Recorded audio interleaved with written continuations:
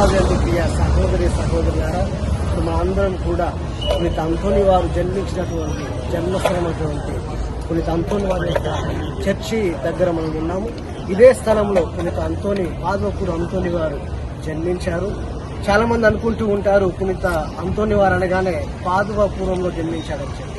కానీ నిజానికి పునీత అంతోని వారు లిస్బోన్ అనేటువంటి నగరంలో ఇదే స్థలంలో అతడు జన్మించాడు.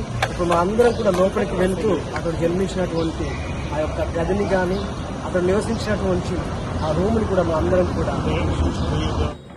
సో ఇప్పుడు మనం వీరందరితో కలిసి ఆ యొక్క పునీత అంతోని వారు జన్మించినటువంటి ఆ గదిని సందర్శించడానికి వెళుతూ ఉన్నాం. అతని యొక్క గది పైనే ఈ యొక్క చర్చిని కట్టడం అనేది జరిగింది. ఇదిగో ఇదే అతను జన్మించినటువంటి ఆ గది. ఆ పవిత్రుడైనటువంటి పునీతుడు జన్మించినటువంటి గది దగ్గర చాలామంది ఎంతోమంది భక్తులు మోకరించి ప్రార్థన చేయడం మనం చూస్తూ ఉన్నాము. ప్రియ సహోదరి సహోదరులారా.